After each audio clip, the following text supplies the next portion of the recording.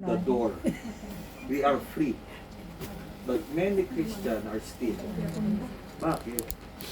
The question is, bakit marami pa rin Kristiyano ang mas gusto sa kaloob ng kulungan kaysa laya?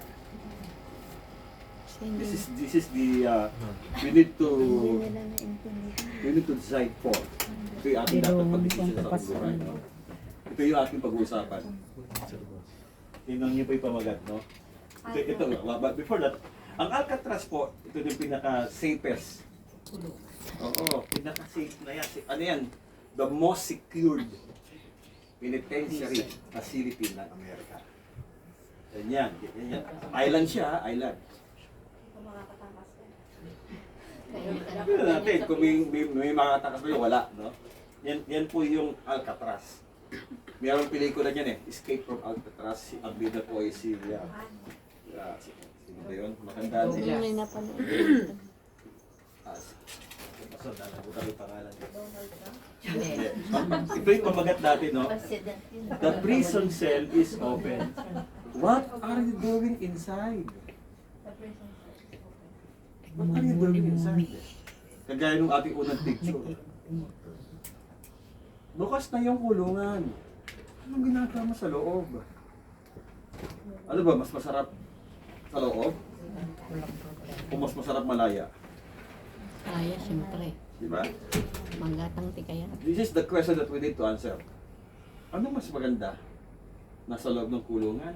Maraming nga talaga nagpapakabuti sa loob ng kulungan para makalaya At sino kataman sa pamakain pasto? Ano niyo po ba na ang Alcatraz? Atin mo nang basahin yung ating text. No? Sa Philippians chapter 3 verses 13 to 14. No? Sabi diyan, not that I have already obtained all this or have already arrived at my goal. Hindi pa niya na-obtain, hindi pa siya nakakarating sa kanyang goal. But I press on, meron siyang ginagawa. I press on to take hold of that for which Christ Jesus took hold of me. Si Jesus nga hinahawakan niya, tayo hindi natin mahawakan yun. Sabi niya, verse 13, brother and sister, I do not consider myself yet to have taken hold of it. But one thing I do, forgetting what is behind and straining forward toward what is ahead. I press on toward the goal to win the prize for which God has called me heavenward in Christ Jesus. Napakaganda po ng tema ng ating text. Ito po ay galing sa Philippians chapter 3. Ang Philippians po ay tinatawag na thank you letter. Tinatawag yan, at isa po yan siya tinatawag na prison epistle. Sinulat siya ni Pablo nung siya nakakulong. At ang feeling niya ay mas maganda malaya. Kaya sabi niya, isang bagay ang ginagawa ko. I forget those things behind. Marami tayong excess baggage sa ating buhay. And if you will still carry that excess baggage, mahirapan ka pa rin sa 2025. You will never experience victory or joy or happiness if you are still carrying the same weight na nagpapahirap sa'yo. In 2020, siguro hindi lang 2024 nadadala mo yan Maaring daladala mo yan, nung bago ka pupunta sa Hong Kong, daladala mo na yung excess baggage na yan. And until now, daladala mo pa rin yan. Ganun kabigat ka ba yan? Yan ba'y nadadagdagang pambigat o hindi na? Kaya nga, pero bakit ayaw ng bitawan? Again, the picture speaks of the cell, the gate of the prison cell is open. Bakit? You stay inside. We will be discussing, alam niyo po yung nagpapahirap sa atin, our past. Ang pinakalaban natin, hindi naman yung taong nakapaligid sa atin, kundi yung ating nakaraan. Maraming Kristiyano, ang kanilang buhay nakaraan pa rin. Tumitingin pa rin sila sa nakaraan, ayaw na lang tingnan yung bukas. Kaya hindi mo makikita yung future, o ang tingin mo ay nasa likod. You will never achieve your goal if your eyes are focusing on the things behind. You will never experience. Kahit sabi mo, Pastor, Kristiyano ako, yes. Kaya nga sabi ng Galatians chapter 5 verse 1, it was for freedom that Christ set us free. Kaya siya namatay para sa kalayaan mo, pero ba't mo nagawa sa loob? Kaya siya namatay para sa atin. Pero anong ginagawa mo sa loob ng kulungan? Nakakulong ka pa rin sa unforgiveness, nakakulong ka pa rin sa bitterness, nakakulong pa rin sa hatred, nakakulong ka pa rin sa iyong buhay na nakaraan, na ayaw mong patawarin yung sarili mo dahil sa sarili mo, may nangyari sa pamilya mo, hindi mo mapatawad. Ito po yung pinaka-fatal enemy ng isang Kristiyano. Although, sinasabi nilang, okay, taga-sunod ni Kristo, but they are still living in darkness. Yes. Ang Alcatraz po, sabi dito, the United States Federal Penitentiary is considered the most secure penitentiary in America. It was established noong October 12, 1933. At siya po ay binuksan noong August 11, 1934. After establishment, ito ay isang island ha. After po nang nagawa lahat ng building, lahat ng kulungan, ginamit na po yan noong 1934. From the time of the establishment until 1961, walang nakakatakas. No one escaped. No one escaped that facility because it was heavily guarded. Not until 1962. Inmates, Clarence Anglin, magkapatid po yung dalawang yan. Si Clarence Anglin, si John Anglin, saka si Frank Morris. Siguro, pag minapapanood kayo yung pelikulang Frank Morris, ito po yun. Si Frank Morris managed to escape from the heavily guarded penitentiary on June 1962. After that escape, the penitentiary was closed noong March 1963. After a year, sinarado nila. At ngayon, reopen nila for ano lang, museum. You can still visit Alcatraz, pero museum na lang siya. The point of the matter is this. For how many years silang nakakulong? I don't know kung yung mga nakakulong dyan pa talaga ay talagang convicted. Kasi ito po ay highly secured. And ano yan, maximum security. Lahat po ng mga inmates na ang kanilang mga kaso ay heinous, drugs, rape, murder, multiple murder, dinadala po dyan sa Alcatraz. Kasi nga, ang kanilang katuwiran, hindi kayo makatakas kasi palibot po dyan ng dagat. Kalapit lang siya ng California. But in 1962, June 1962, 3 inmates managed to escape. Christ died, sabi nila, AD 33. He died on AD 33 on Golgotha. Pag sinabing Golgotha ay a place of scam. Anong reason bakit siya namatay? At ang kanyang kasalanan ay hindi kasalanan niya.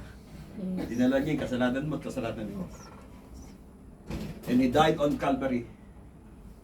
The very purpose of his death is for you to have freedom. For you and me to have freedom. But sad to say, many Christians are still in prison. Prison of their past. Yun po yung pinaka mahirap na kalaban natin sa ating buhay. Tayo lahat po ay may karanasan na in our past, marami tayong mga regrets. Possible, one of the reasons kaya ka narito sa homo ay tumatakas ka sa iyong nakaraan. It could be, or di kaya ay may iniiwasan ka sa Pilipinas na nangyari sa buhay mo. And still, reminding you every night na ikaw bago matulog, lagi mo iniisip, and you are crying a lot. For how many years ka na sa Hong Kong, every night you are crying. Tapos sumasaya ka lamang pag lalabas ka at pupunta sa church. But, hindi ka ba nahihirapan? Christ already provided our freedom. Christ already provided our freedom. The prison cell is open. What are you doing inside? Ano ba, binabaliwala mo yung ginawa ni Jesus? O ayaw mo mag-decide? Bakit ayaw mo mag-decide? Pastor, mahirap kalimutan. Hindi ko man sinasabing kalimutan mo. Ang sinasabi ng Biblia, pag mong hayang maka-apekto sa iyo. But most of the time, we are being affected on what had happened in us in the past. Tama, mali. Marami tayong regrets. Maaring isa sa regrets mo ay, bakit ba ako pinanganak na mahirap? Yan yung ulangan. Ano yan, hindi, re-restart siya. No? But the point is this, yung sa ating binasa, open your Bible in the book of Philippians. No? I want to give emphasis on this. Sabi ni Pablo, sumulat siya, no? Ito po sumulat siya, doon siya nakakulong. Nakakulong siya, ang Philippians, meron siyang 5 sinulat na siya nakakulong.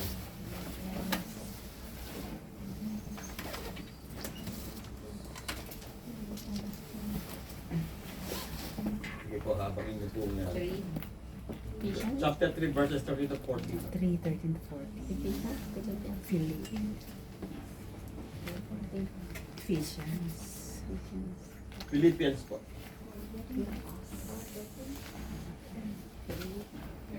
Ito po yung ating mabasahin. Tingnan po. Tingnan niyo po.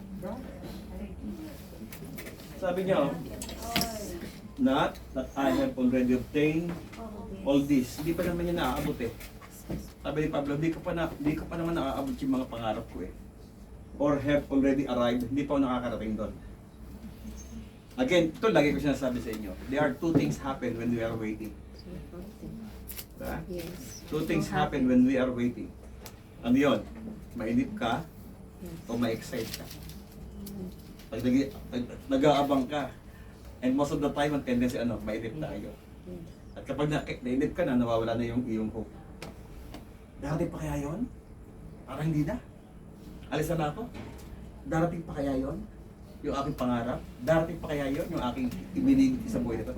Darating pa kaya yung aking Prince Charming? We are 2 things happen when we are waiting. Mainip or ma-excite. Saan ka ron? But kahit nag-aabang ka, if you will think of your past, may takot tayo. Baka mangyari na naman yung nangyari sa atin noon. Ako ba'y magmamahal pa o hindi na? Baka mangyari na naman. Habang titiwala ko sa kaibigan ko, baka lokoy ako, ayoko na magkaroon ng kaibigan. Baka mangyari na naman ang nangyari sa akin. We are afraid to try again. You will never experience, hindi mo malalaman na nakalaya ka na hanggat hindi mo sinusubukan. Hanggat hindi mo sinusubukan yung bagay na yun, ay hindi mo malalaman na ikaw ba nakalaya na o hindi pa. Kaya nga, nakakalungkot isipin, napakaraming Kristiyano, bagamat sinasabi nilang kami malaya na kumakanta pa ng malayang sumigaw. Pero ang isipan at ang puso, Nasa likod. parang damdamin niya, Nasa likod nakakulong pa rin pa. kahapon. Yun ang pinakamasakit. Nagpo-proclaim ka na ikay malaya, pero ang katotohanan, ikaw ay nakagapos pa rin. Ang kamay mo ay nakagapos pa rin at naroon pa sa loob ng kulungan. Sapagkat bagamat bukas na yung kulungan, bakit ayaw mong tumayo at lumabas? Sapagkat pinalaya ka na ni Jesus. See, sabi dito, isang bagay lang ang ginagawa. The word forgetting ay hindi sinasabing forget. Ang ibig sabihin ng forgetting dyan ay Hayaan. do not let your past affect your future.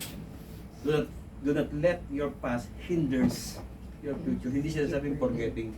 Hindi mo sinasabing total obliteration. Ang sinasabi lang dyan, wag mong hayaan ma-apekto ka. But the point of the matter is this, you will never experience freedom unless you get out on the prison cell. Maliban umalis ka sa kulungan niya. You will never experience victory and joy in your heart. Okay? Sabi, the Apostle Paul wrote 13 letters and 5 of them called prison epistles. Ano yun? Because he wrote it while in prison. Ephesians, Philippians, Colossians, Philemon, and Timothy. 2 Timothy. You know? Therefore, Paul knew what was the feeling when you are incarcerated and the feeling of being free. Sabihin yung kung siya sumulat ng 13 mga pahina, 13 mga sulat, yung 8 doon sinulat niya siya nakalaya. Pero bagamat siya nakakulong, hindi napipigilan ng kanyang pagkakulong yung kanyang pangangaral. Sabi niya, nakakulong ako dito sa loob ng kulungan, but my mouth is still can preach the gospel. And my hands can able to write the letter. At para isend yung letter na yun sa mga churches, ay pinalalakas niya. Can you imagine, yung nakakulong ay malaya. At yung nasa laya nakakulong. Many Christians are like this. Si Pablo po ay nakakulong, pero malaya siya. Mas grabe yung kanyang nagawang ministry nung siya nakakulong. Why? He wrote letters and sent these letters to the churches na nanghihina. Samantalang yung mga ibang disipulong malaya ay di magawa yon. They are still bound by their traditions. They are still bound by their past. And today, many Christians are still bound ng kanilang past. And this is the most fatal enemy ng isang Kristiyano. Lahat tayo, ayaw ko na isa-isahin, lahat tayo may past. At lagi mo iniisip yun. Am I right? Lagi mo iniisip yun. Lord, bakit ba ito? Napakasawa ko. Nagsisisit ako. Pero naroon na yun. Naroon na yun. Panginoon, bakit ba? Ako'y pinanganak na mahirap. Sana, pinanganak na ako ng mga mayaman. Bakit yung mga magulang ko? Diba? We are blaming others sa mga nangyayaring pangit na nangyari sa ating buhay. Diba? No, if you're not born again, dala-dala mo pa rin yung mga baggages na yun. Excess baggage sa buhay mo. Kaya hindi tayo makausad, hindi tayo magkaroon ng, sumasaya ka lamang pag linggo. After ng linggo, after ng day off mo, magbalik sa realidad. Iisip mo naman yung past mo. Ano nangyari? Diba? We are prisoner of our past. Sabi dyan, the very theme of the text is pursuing our goal in life. As a believer of Jesus Christ, today many Christians are still incarcerated, not physically, but spiritually and emotionally. Hindi tayo nakakulong physically, but we are prison, we are incarcerated spiritually and emotionally. Our emotion is very bounded ng ating past. Hindi ka makapagpatawad. Bakit? Ay baka mangyari na naman. Yung kinatatakutan ko. I experienced this in my life. Hindi ito alam ng mga anak ko. No, ako ay binata pa, grabe yung nangyari sa buhay ko. Ako ay, every night ako umiiyak. I forgot the year. Or how many years. Umiiyak ako, Lord. Sabi ko, Lord, mamatay na po ako. Salamat na lang, di ako pinakinggan ng Diyos. So oras na yon, hindi nakinig sa akin ng Diyos. And I decided, sabi ko, ayaw ko na ng ganitong buhay. I decided to step forward and forgetting what is behind of me. Kung di alam ng anak ko to. Nagkaroon po ako ng isang maling relasyon. Pero hindi babae.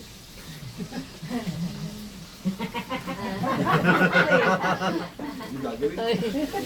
Kaibigan ko siya. Kaibigan ko. May kapatid Oo, ka pinatuloy ko pa pala. sa bahay sa Manila. Akala ko, kaibigan ko eh. Ay, sobrang siya matulog, hindi karating ko. Gumagapang. Tapos, kapag sabi ko, wag Brad. Brad ang tawag ko. Kasi born again ako ulit. Born again din siya. Sabi niya, magpapakamatay ako kapag di mo ko minahal. Oo. For how many years? Sabi ko sa asawa ko yan, nung kabinet pa. After nung kasalan, sabi ko sa kayo, salamat ka lang, pinakaya ka ng Panginoon. Can you imagine? Every night, umiiyak ako.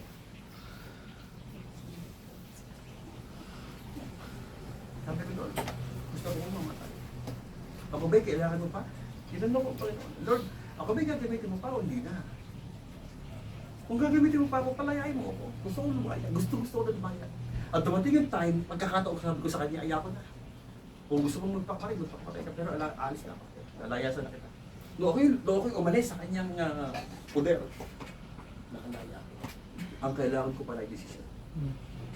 And time to time, minumulto ako. Yes. Minumulto ako. At kapag siya nakikita ko, ako'y takot. Parang takot ako. Baka mangyari naman. Yung natatakot ako. Takot ako lagi. Every time na makita ko siya, para ba ako'y balisa? Hindi ko maintindihan ang gagawin ko. Parang ako'y nagtatago. Ayaw ko siya makikita. Bakit? Takot ako. Because of what had happened. And last 2 years, nabalitaan ko patay na siya. Tinatawad ko na siya. Napatawad ko siya. Lord, sabi ko, tinatawad ko yung tao. And I heard the news that nagkaroon siya ng heart attack. And that time, sabi ko, Lord, pinalaya mo. Pinalaya mo na ako. Pero for how many years I was bandaged by that past relationship. Can you imagine? Yeah, but ito po yung katotohanan. Yes. Hindi alam ng mga anak ko, alam lang ni Pastor Rabel. Ilan lang kaibigan ko nakakailam. Ganun po yung buhay ko. Ako po ay isang alipin ng isang pagkakasala, ng maling relasyon. Di bali sana kung babae. Kaso wala na ako. Sabi ko na naman may kapatid. Di bali kung babae. Di magmamalakit man. Nakailang babae ako pero hindi lalaki. Homosexual. Sin na sin pa. But praise God. Amen. God to Kailangan ko God. pala humakbang forward. Yeah. One step forward and one Amen. Amen. Ang kailangan lang isang hakbang. Yes. Papalayo. At malaya ka na. Pinalayan ako ng Panginoon. Hindi ko lang maalisan. Hindi ko lang makalabas sa kulungan. Bagamat bukas na. Anong pumipigil sa akin? Yung pananakot ka sa akin. Makapakamatay ako. Actually, nagsubok na nga eh. Uminom ng maraming pills. Hindi siya namatay. Pinalok ko. Kasi baka ako sisihin. Alam ng mga magulang niya, nagtatrabaho siya. At alam ng mga magulang, tinulungan ko siya. Pinatara ko sa bahay namin sa Manila. Pero hindi alam ng mga magulang niya, tuwaga ako. Tinago ko yun ng matagal na panahon. Tinago ko yun. Hindi alam ng mga magulang ko. Hindi alam ng mga kapatid ko. Nung nag-asawa ako, sa alang nalaman namin asawa. Yan ang nangyari. Mga kapatid, hindi ko na pwede i-secret sa yung buhay ko. Ito ang buhay ko. I will... At kaya ko sabihin, at kaya ko Naman kasi sabihin, meron at kaya ko sabihin kanino man. Yes. At kaya kong sabihin kanino man na ako'y pinalayan ni Jesus. Bakit? Pumakpang na ako, papalayo sa aking kahapon. Sabi nga ni Jesus Christ. Kahapon, kahit maganda pa nangyari sa iyo, kahapon pa rin yan. Whether it is good or bad, still, wala nang magagawa sa iyo ang nakaraan mo. Amen. Yes. Tapos na yun. Tapos Ang na yun. kailangan mo lamang gawin ay pangatawanan mong ikaw ngay pinalayan ng Panginoon. Amen. Yun po yung ginawa ko. After that, ako po'y nakapaglingkod sa Panginoon. Nakapag-aral na ako sa isang Bible school. Sabi ko, no, ako'y nakalaya. Sabi ko sa nanay ko, nanay, ako po'y mag-aaral sa isang paaralan ng Biblia. Lahat po ng utos sa akin ng nanay ko, sinunod ko siya. Sabi ko, nanay, lahat ng utos ko sinunod ko. Ako'y nagpunta sa bukid, nagpapaanak kami ng mga palay. Ngayon po naman, ako po'y gusto mag-aral sa Biblia. Doon pa lamang ako nakaranas ng tuwid na kalayaan. Naborn again ako, June 16, 1983. Sa inyo, wala pa iba, di ba pinangalan?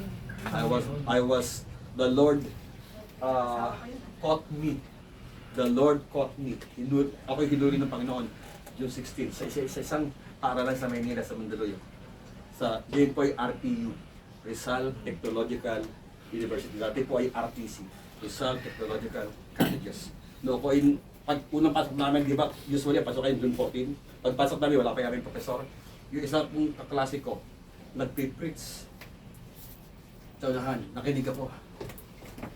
Sinabi niya, gusto mo bang tumagas sa Panginoon? Hindi ko lang tumayo ako. At habang nananalangin siya, umiyak ko pala ako. that very day, the Lord changed my heart. Mm. Pero hindi mabilis sa pagiging Christian. Yes, hindi. Naranasan ko nga yung ganung katrahedya sa buhay ko. Alam niyo ba yung lalaki sinasabi ko, born again din? Kasama ko sa church, tinulungan ko. Parehas. Pero, I was still caught by my past. Hindi ko nag-guard yung sarili ko. Kaibigan ko eh. Itiwala ako eh. Pero ngayon, kahit ako'y makarating ng lalaki, wala na. Ako sigurado ako, hindi ako yun. May dalawa ako anak. Why? Because Jesus Christ set me all free. Amen. Ito po yung tema dyan. Magabat hindi ko, marami pa akong gusto kabuti sa buhay. Kaya kagaya niya sabi dyan, many Christians today are still incarcerated, not physically, but spiritually and emotionally because of their past. Although the prison is open, when you believe in Jesus, they remain inside their own prison cell because of their past lives. Ano yun? Yung kanilang bitterness. Sila ay laging pinaalala pa nilang kapakina sa buhay. Ako'y inapi, ako'y ganyan. Kami inapi ng isang pamilya, kami inapi ng aking kamag-anak. Pupunta ko sa Hong Kong, maghiganti ako. Probably gano'n ang ating iniisip. Because of our past, bitterness, pain, hurts, anger, etc. They remain defeated and lost their near future. Alam mo, akala mo ba, maabot din future mo kung nakatingin sa past? No. You will never see Yes. the things ahead of you if your eyes is focusing on the back. Yes. Hindi mo maabot yan. I tell you. Sayang. Kapag ang puso mo ay punong-puno na paghiganti, Sayang lang ang buhay. hindi mo maaabot ang iyong future. Why? Marami kang excess bagay sa dala-dala. Bigat na bigat ka na. Ang sabi ng Mateo 11:29, Yes. kung ikaw ay nabibigatan na, lumapit ka sa akin, and Yes. I will give you rest. Yes. Pagod na pagod ka na. Oo, pinakita mo sa amin na ikay masaya, pero pagdating pag-uwi mo ng hapon mamaya, sorry Lord, ano naman ang buhay ko. You are not yet free. 2025. Last year, 2024, marami tayong karanasan. Ano, dadali mo pa rin ba yun? Sa 2025? Bibit-pati mo pa yung mga excess baggage na yan na nagpapahirap sa iyo. Dadali mo pa ba? Ikaw ang nagpapahirap sa sarili mo, hindi Diyos. Hindi mga kalapit mo ang nagpapahirap Yes, sa'yo. yes. Hindi yung pamilya mo nagpapahirap sa'yo. Sarili mo ang pinahihirapan mo. Bakit? Hindi mo kayang bitawan yung mga excess baggage mo sa buhay. It's time. Forgetting what is behind. Kalimutan mo na yung nakaraan mo. Let it go. Sabi dito. Tingnan natin. Obtaining our goal and pursuing the prize. Ano ba yung goal natin? Meron tayong goal sa ating buhay. Sino dito may walang goal? Kapag wala kang goal, hindi mo alam ang purpose mo sa buhay mo.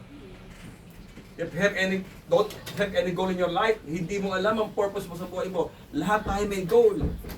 Lahat tayo may goal. Gusto mong magkaroon ng magandang pamilya, gusto mong magkaroon ng magandang bahay, o di kaya sa sakit, o kaya, Lord, gusto ko po ito sa buhay ko. Makapag-upload ako ng iba't pang bansa, hindi lang sa Hong Kong, but you cannot experience that unless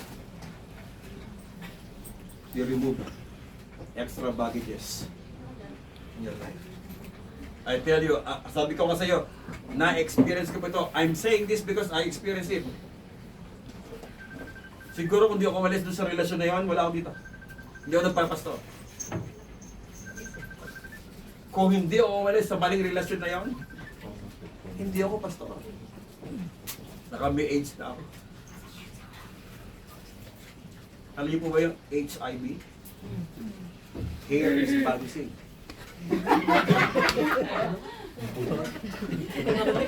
Hair is vanishing. Akala niyo,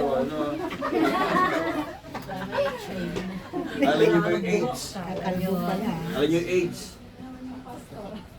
Anet is definitely showing. Yun mo na HIV before AIDS, no? Diba? Exciting nga, hair is vanishing. Pag nag-vanish na, hair Age na. is definitely showing. But the point is this, kung siguro hindi ko tinakasan o hindi ako nagdesisyon na umalis sa ganung maling relasyon, siguro alipin pa rin ako ng kaaway at kanila. Alipin pa rin ako. Kaya nga, paano ba ma-obtain ang goal na yan at ma-pursue yung ating prize na yan? Una, we need to acknowledge this. May goal tayo. Sino tayo may goal? Wala. May goal ba tayo? Yung binabagit niya ni Pablo's goal, Paul's goal was mentioned in verse 10. Ano yun? To know Christ, which is the ultimate goal of every believer sa Jesus Christ. Ito yung ating pinaka-goal talaga. To know Christ more and more. Maaaring aside from that, mayroon ka pa ibang goal. Anong goal mo? Gusto ko pa makatapos sa pag-aaral mga anak ko. Yes, magandang goal yan. Pero kung narito ka, para magigante, ang iisipin mo, hindi yung goal mo. Ano isipin mo, magigante? Alam niyo ba yung pagigante? Yung excess baggage mo. Excess baggage. Hindi ang goal mo.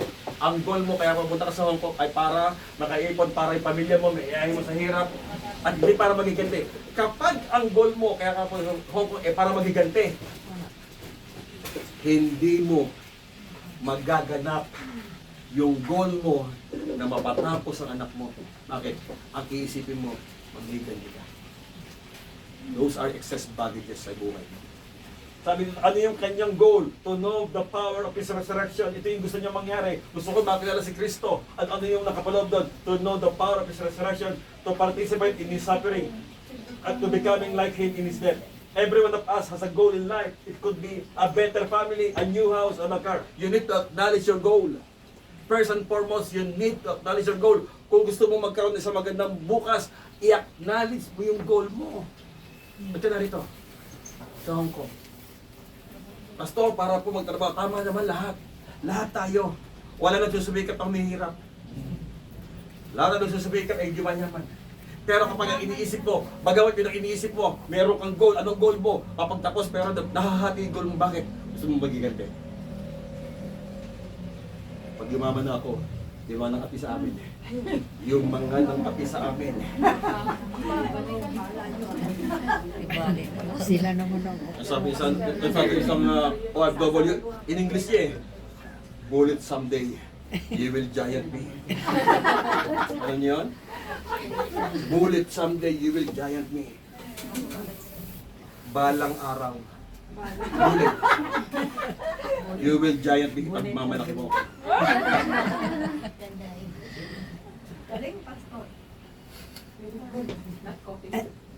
Sabi naman ni isa, uy, huwag ka na magalit. Sabi ni isang OFW, I'm sorry what happened Japan. I'm sorry what happened Japan. Patawarin mo sa nangyari kahapon. Hapon, Japan. I'm sorry what happened Japan. Ibig sabihin po, dapat is hapon. Nakakatawa to. Pero the point of the matter is this. If you come here, kasi may plano kang magigante, ini-echepera mo yung goal mong mas-aral mga anak. Tapos sa pamilya. Kailangan meron ka isang goal lang. Ano yung goal ni Pablo? I want to know Christ more, that I may know Him. I want to know Christ, the power of His resurrection, the fellowship of His suffering, being confirmed within unto His death. Ay, may goal tayo sa buhay. You will never reach your goal kung wala kang focus doon. At kung marami kang dala-dala, bagamat may goal ka, pero marami kang excess baggage, ang hirap makarating. Yes, mabigat. Bitawan mo na yung iyong excess baggage. Your past lives na nagpasakit sa'yo. I'm not saying, no? Meron naman tayong mabuting nangyari sa nakaraan, pero hindi na rin makakatulong yan. Whether good or bad experience in the past, it will no longer help you to reach your future. It will never help you to reach your future. Although, good yun, yung nangyari sa'yo. Basta maganda. Ayaw ko umalis sa akin. Naglambingin kami sa asawa ko, kaya yung boyfriend ko, Lord, bago kami magawa, naglambigan kami. Hindi, ayaw kong alisin sa isipan ko yun. Bagamat maganda yun, it will no longer help you to reach your goal. Gawin mo na lamang siyang stepping stone. Gawin mo na lamang siyang inspirasyon. Kaya pag doon ka lagi nakatingin, baka habang nagtatrabaho ko sa inyong bahay, agi ka na gano'n. Biglang, baka magalit ang amo mo. Basta maganda naman yung nangyari. Kahit na maganda yun. Whether siya ay mabuti, hindi na rin makakabulok. Kasi tapos na yun. Pass is pass. You need to acknowledge na meron goal. You need to press the goal on the goal. Iba na sasabi dito, Pastor, ilang taon na ito, wala ko naipon. Bakit?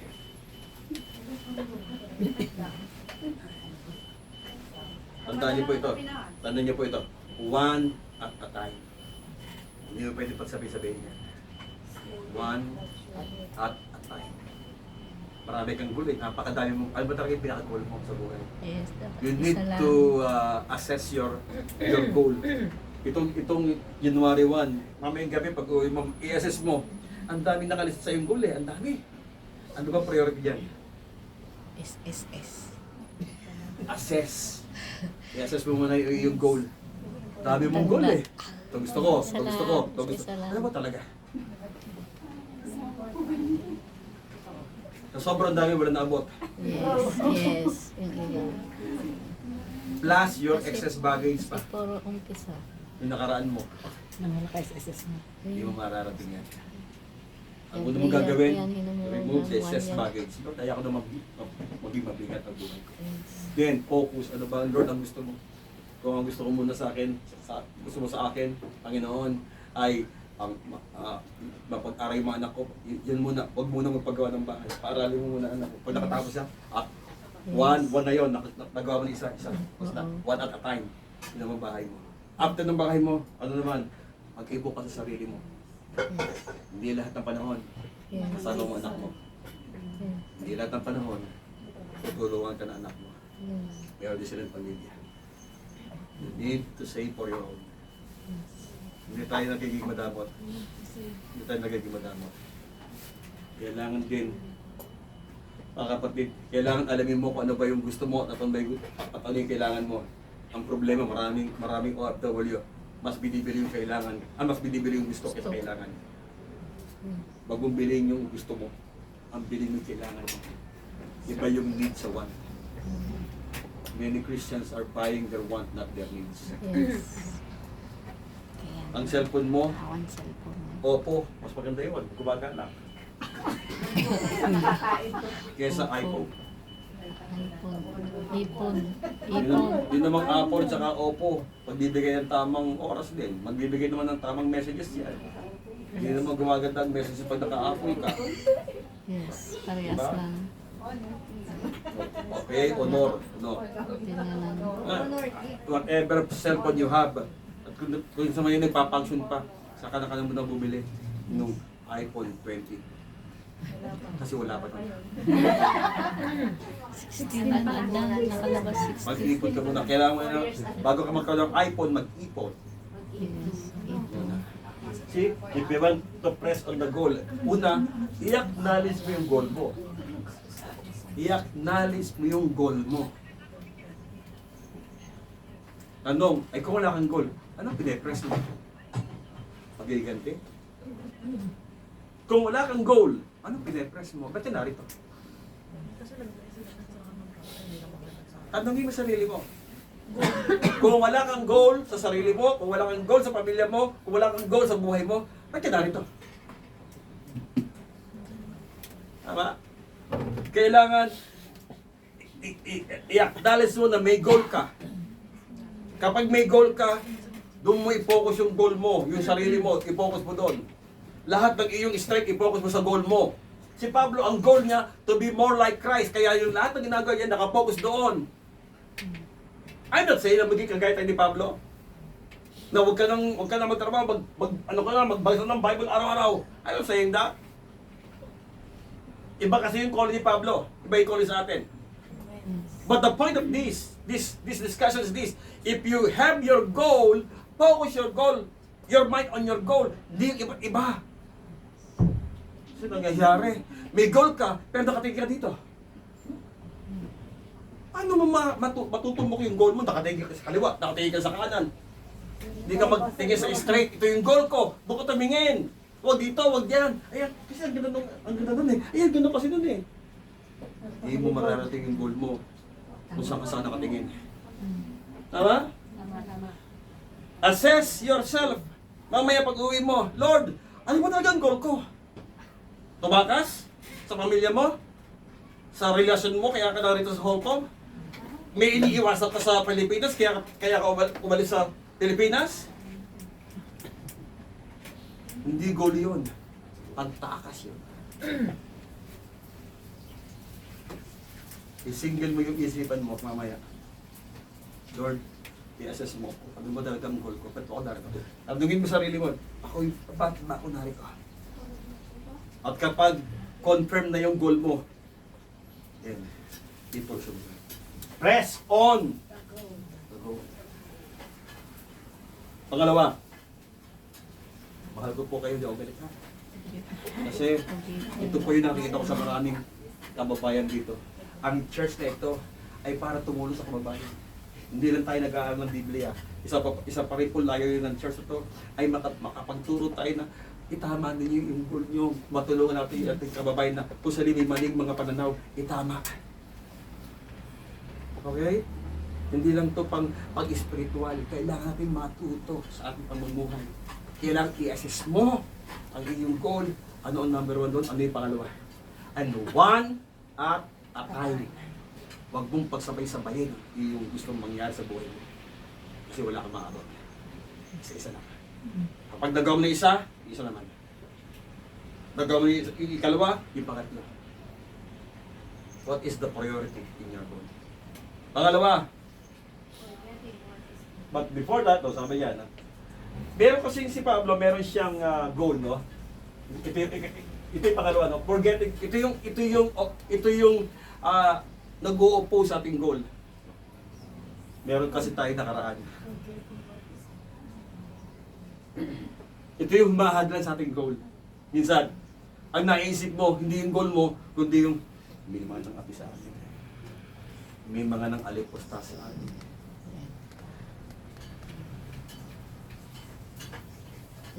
What is forgetting what is behind means? Is what hinders our goal in life. The word behind is our past. Nakaraan mo yan. Kaya nga, yung ating picture kanina, yung mama nakakulong, nasa loob ng prison cell, pero bukas naman yung pintuan. Bakit di siya makaalis sa kanyang past? Ano ba ang meron ng past? Ganun ba ang kapangyarihan yung past kaysa sa future? Mas malakas ba humatak yung past mo kaysa sa future? Tanungin niyo po sa sarili niyo, mas malakas bang humatak yung past? The point is this, mas malakas bang humatak yung past mo kaysa doon sa magandang future? Maganda po ang plano na niya sa atin. Bakit di mo makita yon? Definitely, that's the point. Sabi ni Pablo, forgetting what is behind. The word forgetting is not means total obliteration. Hindi sinasabing, alisin mo sa isipan mo. No! Ang sinasabi niya, let not your past impedes your future. Ano yung word na impede? Mapigil. Huwag mong hayaan, pigilan ka. Nang dahil sa iyong nakaraan, pigilan yung iyong plano sa buhay. Ang pumipigil sa atin para magmahal ay yung iyong past relationship.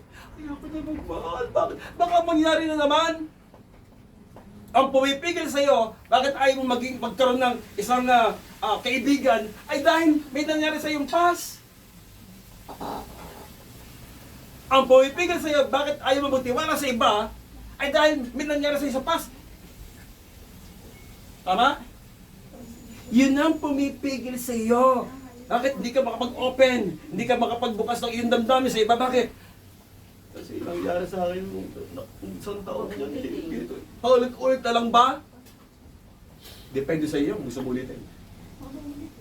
Depende sa iyo kung didiktahan ka ng iyong kahapon o didiktahan ka ng iyong bukas. Ganyan po kasi ang buhay ng tao. Marami tayong karanasan at hinahayaan mo yung karanasan mo in the past ang kumontrol. Huwag kang magmamahal. Bakit? Baka mangyari na naman. Huwag kang nakiibig. Baka mangyari na naman. Huwag kang nang magtitiwala sa mga taong yun. Baka kahit mabuhol na ganyan, huwag kang magtitiwala. Baka mangyari na naman. We are afraid. We are afraid. So funny. Because we are being dictated Yeah. by what had happened in the past. Sabi ni Pablo, the word behind is our past. Most of the time, we are being hindered by our past. Although God already opened the prison cell of our past, many don't want to leave the prison of their past. Ayaw mo ulit sa iyong nakaraan.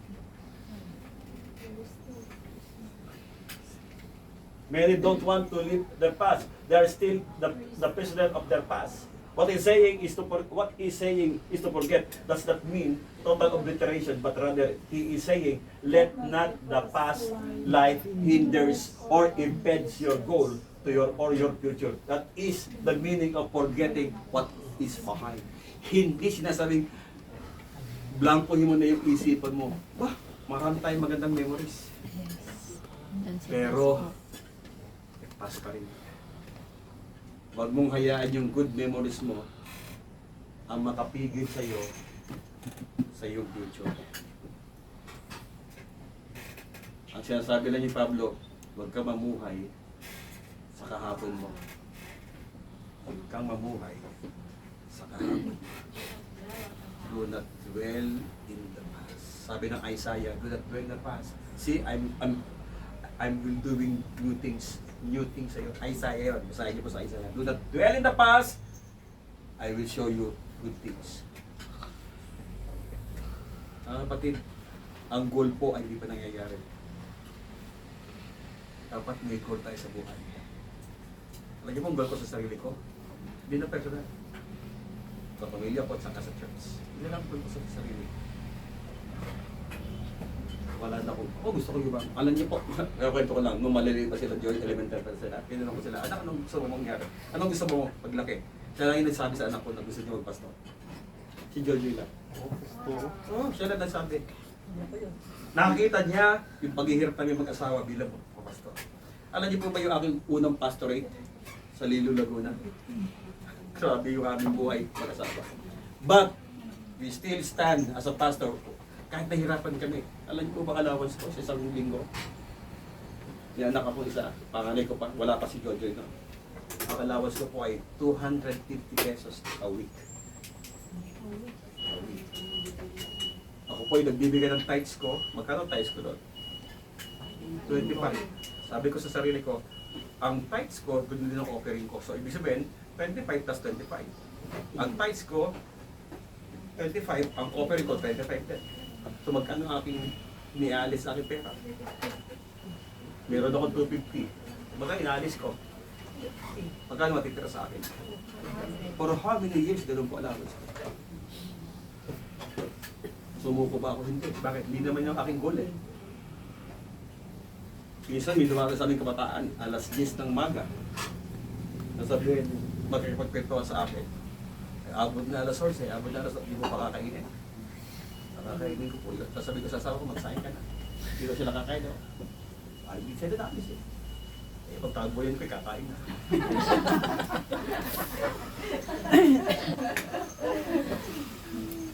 Pero alam ni Pastor yan, pero lagot ako isa. Hindi ako nawawalan pera. Nagpapalaw pa ko. Every Monday morning, magpapalaw pa ko dyan. Tapos sa Sunday service, kinabukas magpapalaw pa ko. May pera ko. Kung meron ako 300, 500, nagpapalaw po ako, may pinupunta ako isang kapatiran, talagang matanda na siya. Wala na siya asawa, mananahi. Sabi ko sa kanya, tatay, kumain ka na po. Hindi po po. Sige, intay niyo po. Pagbalik ko, may grocery na ako. Bagamat kailangan ko ang pera. Kumakain din kami. Linggo-linggo yun, may grocery ako. Nadali ko sa matanda. Kain na po. Salamat po, Pastor. Ano nagtiwala sa akin yung matanda? Yung asawa niya bago ma-operate, ako humarap sa operasyon. Hindi siya makaharap. Matanda na siya. Ako nagpunta sa ospital. Ako pumirma doon sa waiver. Sino po kayo, pastor po niya? Bago mamatay yung matanda, ako yung lahat. Sa akin si pastor. Yung anak niya, kumatok sa aming bahay, naka-apartment kami ng pastor. Sabi po ni tatay, meron po kayong bigas. Sabi ko sa asawa ko, para makalarap kami ng una. Totoo po yun. Experience ko po ito. Samahan niyo ng una. Kaya sabi ko sa mga anak ko, nung kami napalipat sa second pastorate ko sa Victoria Laguna, sa Serenado sa Victoria, sabi ko, anak, anong prayer mo kay Lord? Gusto ko po magkaroon ng 15, naalala ko, sabi ni Joy, gusto ko magkaroon ng 50 million. Bakit? Para po makatulong. Yun ang hindi sinabi sa sarili niya. Gusto ko po makatulong. At yung panganay ko, tinuro namin sila, Lord, anak, tutulong tayo. Ano ba yun? Hanggang ngayon yung pangarap. Gusto ko yumaman. Pinili ng tao pa nga. Gusto ko yumaman, hindi para sa sarili. Amen. Ito ang goal ko hanggang ngayon. At gusto ko maabot yun. Alin yun? Ang mga pastor natin, ang mga kapatiran sa Pilipinas, ang mga kapatiran sa Hong Kong, matulungan natin. Yun po yung goal ko. At hindi ako susuko. Gusto ko maabot yung goal ko. Kaya kakalimutan, yung nangyari sa aking past, yung mga kahirapan ko sa ministeryo, oo, pwede kong gawing stepping stone yun. Pero hindi ako pwede mag-dwell doon. Bakit? May pangarap ako. May pangarap ako. Marami akong karasan bilang pastor. Minsan masasakit. Akala niyo pag pastor, lahat ng naranasan mabuti. Hindi mas marami nga. Marami akong masasakit. Pipigain ko Gusto na ka parang patira. sili na. Alam niyo po ba, nung ako'y nasa isang lugar, sa first pastorate ko, Yes. sino tumutulong sa akin? Hindi born again. Hindi. Unbeliever. Yes, mas ano pa. Imagine mo, yung kapatiran tayo kilala ko, may kapatid siya may tindahan sa palengke. Nakilala ako. Ate, si pastor to. Sige na pastor. Naging magkaibigan kami. Eh, pa rin dumadaan ako sa palengke. Napawagin niya ako, pastor, baka mo lang dito. Eh, may tindahan siya. Ay, pag alis ko, meron na akong grocery. May grocery ko na. Saka galing, sabi niya, pastor, ay, kila ate ano. Anong dala mo? Bigay.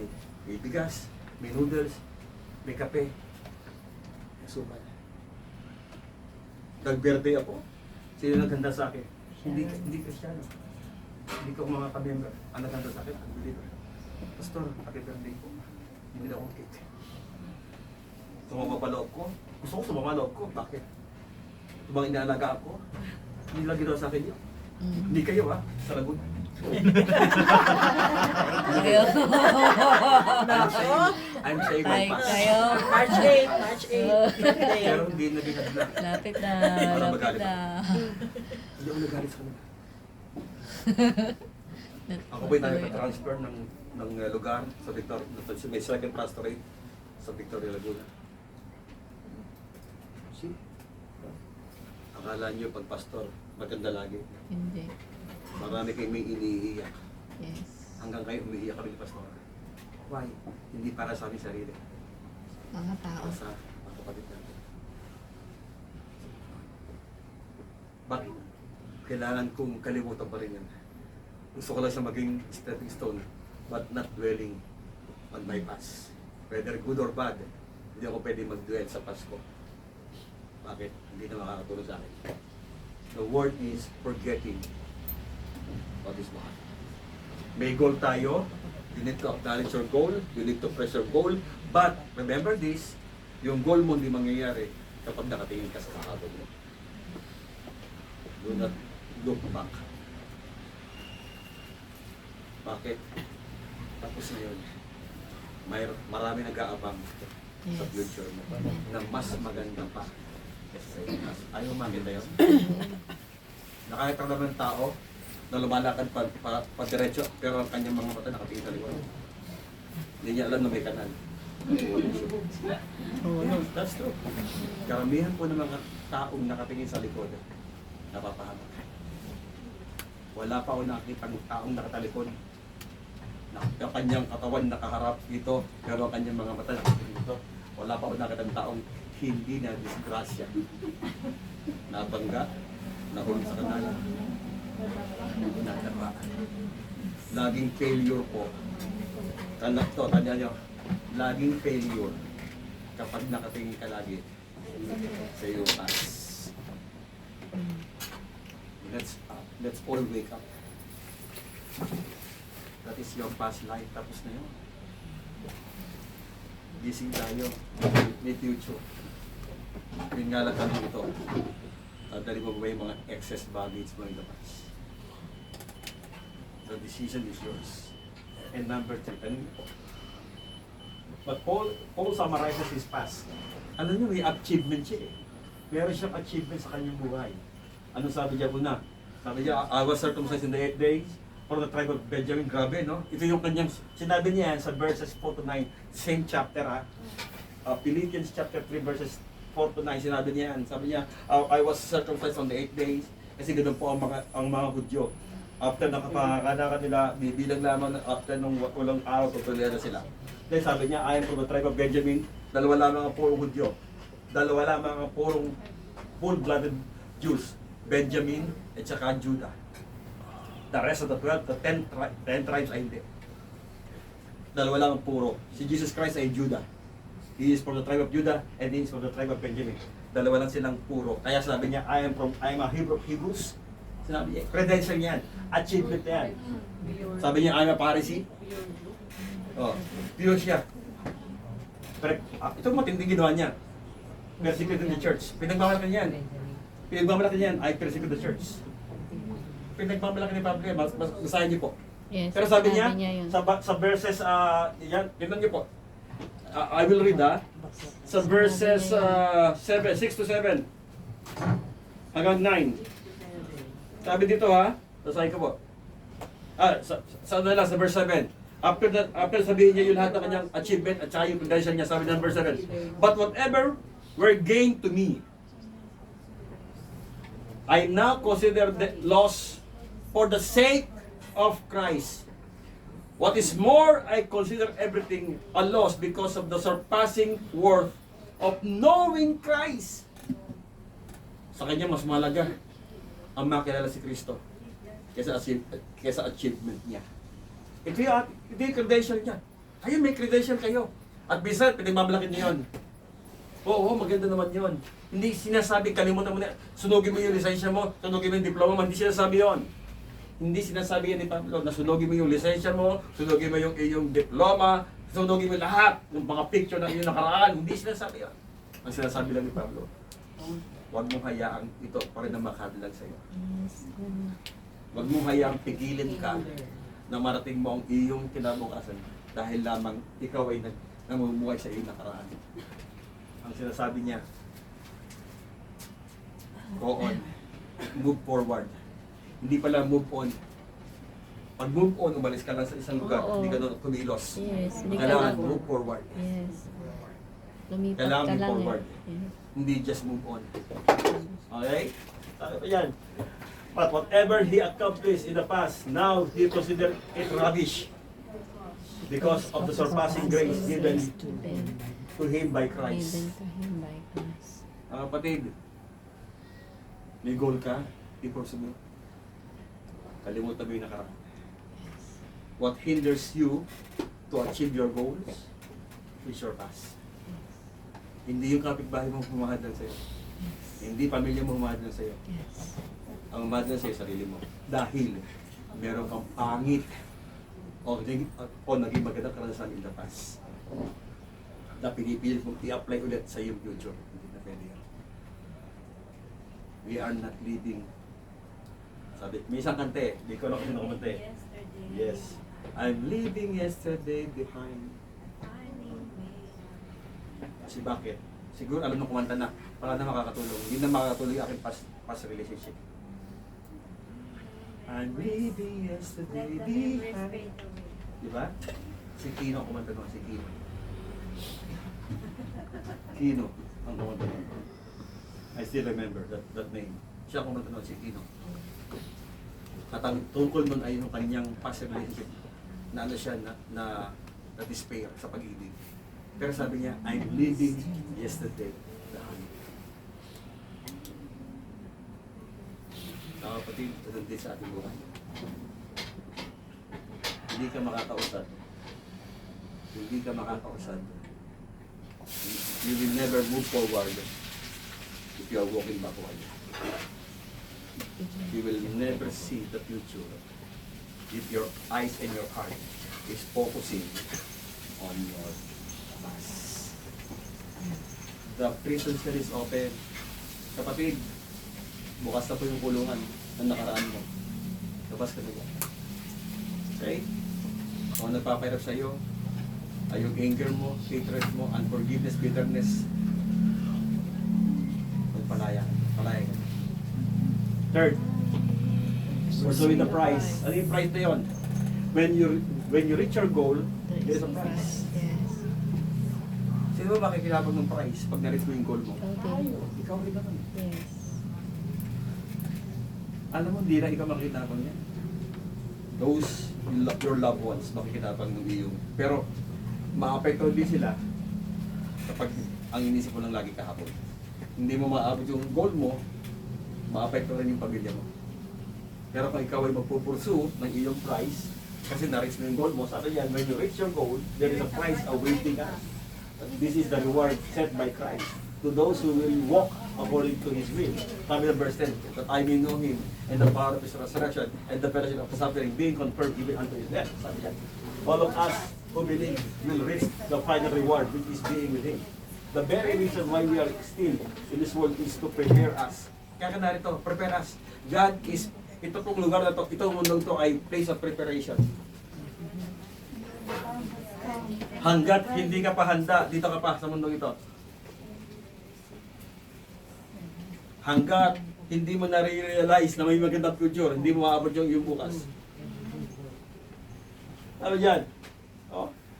And when the time has come and we are ready, then we will receive our prize. Malapit na yung ating prize. Malapit na yung ating goal. Yung goal na yun, may prize na likod nun. May nakabalot, may nakapaloob na prize na pag na-reach mo yung goal mo. Pero ito tanong, may goal ka ba? Dapat, tanong, yung bang goal mo ay ano? Sa ikabubuti mo o sa ipapahamak mo? Dapat yung goal natin ay sa ikabubuti natin at sa ikabubuti ng mahal mo sa buhay. Pero kung ang goal mo ay kasasama mo at sa pamilya mo dahil maghihiganti ka, kalimutan mo na yun. Hindi mo maaabot yan. Ang paghihiganti ay parte ng Diyos. Ano sabi ng Panginoon? Give room for vengeance is mine, says the Lord. Huwag ikaw maghihiganti. Hayaan mo ang Diyos. Hindi mo trabaho maghihiganti. Ang trabaho mo patawad, ang trabaho mo, gawin mo yung goal na pinapagay ng Panginoon, ang paghihiganti ay trabaho ng Diyos. Sabi niya, give room for me, for the vengeance is mine, says the Lord. Bigyan mo ng room ang Diyos. Ang problema, ginagawa mo na. Hindi mo trabaho yung maghiganti. Huwag mong gawin ang hindi mo dapat gawin. Trabaho ng Diyos yan. Huwag ka manalangin na, Lord, yung po mga tao may sa akin, Lord, malapit na! Baka di mangyari. God will never answer a prayer na ipapahamak mo. Tandaan niyo po ito. God will never answer your prayer kung yung prayer mo ikapapahamak mo. Lord, begging 10 million! Baka ikapahamak mo na. Baka hindi ka pa ready. Kapag ready ka, ibibigay ng Diyos. Pag ready ka na, kaya may preparation eh. Ang isang bata, pagkapanganak, ibibigyan mo ba ng 3 million agad? O piniprepare mo muna siya? Basahin niyo po yung ano. Let us look at Galatians chapter 4.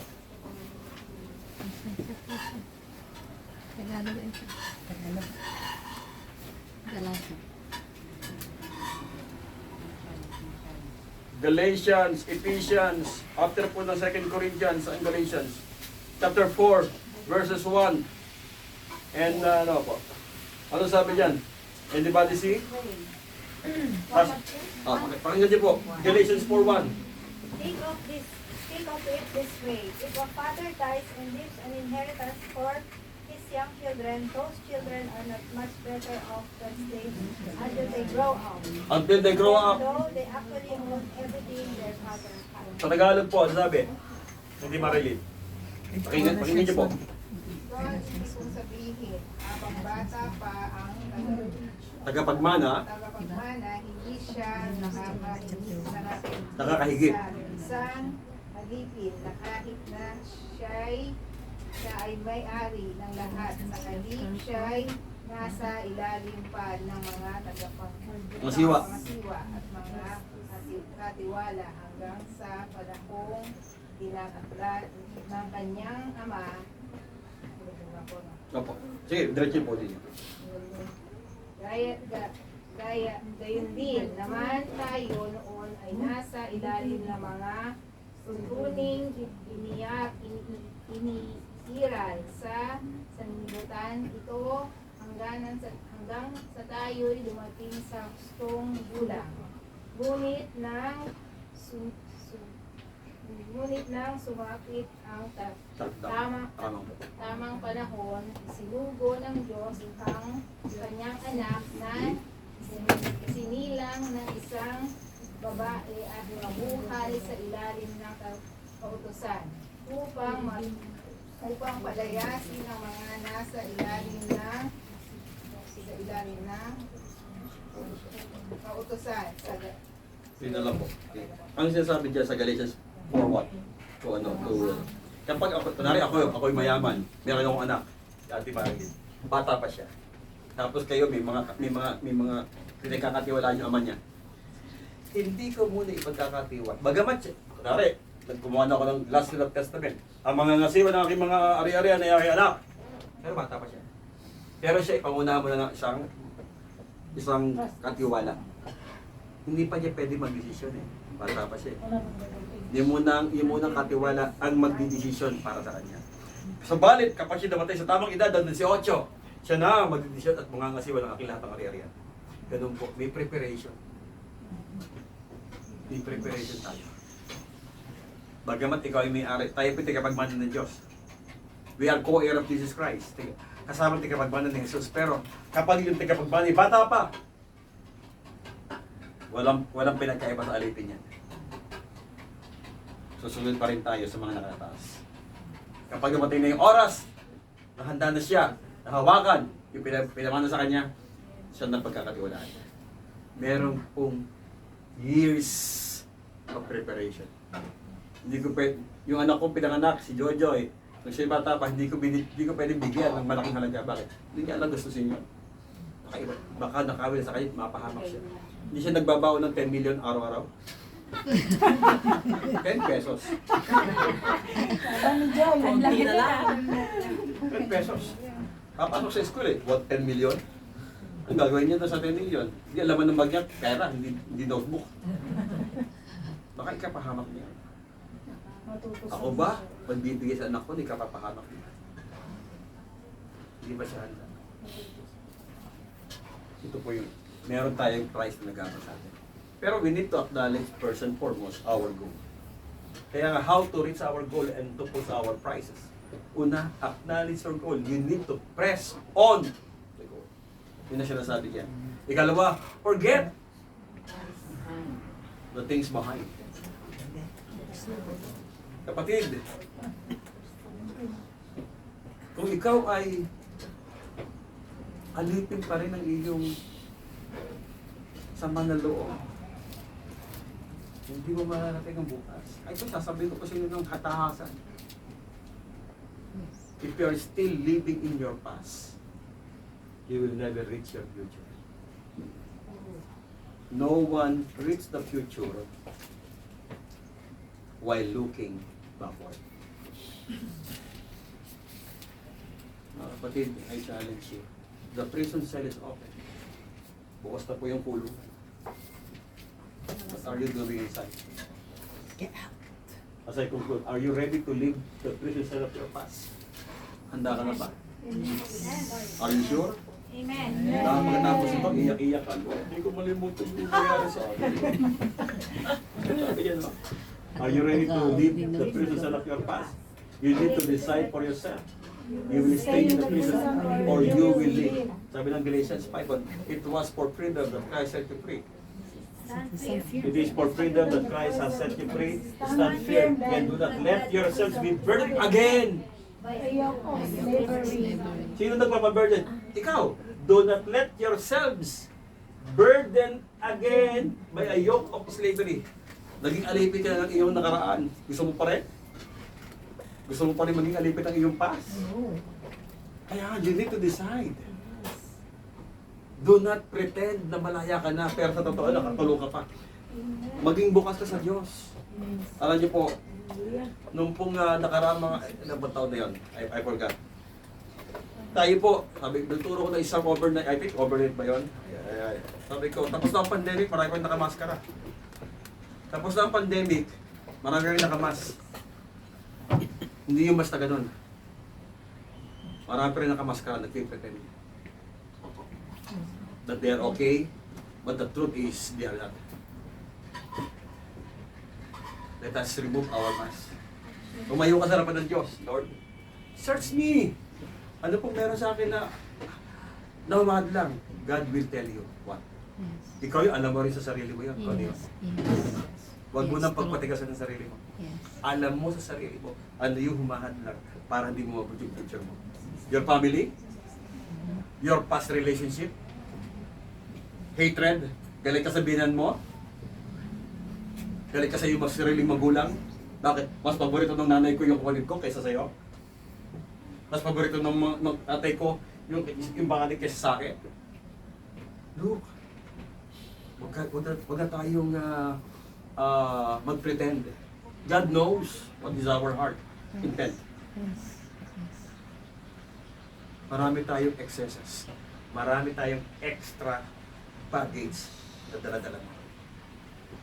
Nadagdagan pa ng kaibigan mo dito sa Hong Kong. Ano ba naman yan? Ka-churchmate ko pa! We are here not to blame others. Kaya nga pag may ganun pong kaibigan, huwag mo sabihin sa prayer, Lord, bagayin mo siya! No, Lord, change me. Yes. Ikaw ang babaguhin ng Diyos, hindi siya. Merong oras, babaguhin siya ng Diyos. Pero sa oras na ito, ikaw ang pinukorek ng Diyos. Kaya nga, if you're still living in the past, the Lord wants to help you hold His hand and leave the prison cell of your past. The prison is open. Don't stay inside. Jesus freed you already. Pinalaya ka na ni Jesus. Act like one. Pinalaya ka na ni Jesus. Act like one. Ano yung iniiyak mo tuwing gabi? Sumasagi sa isipan mo. Higila ka na ng luluha. Higbi ka ng higbi. Sakit. Masakit. Hinahampas mo yung dibdib. Masakit na nakaraan. Hanggang doon lang magagawin mo. Hindi ka ba mag-move forward?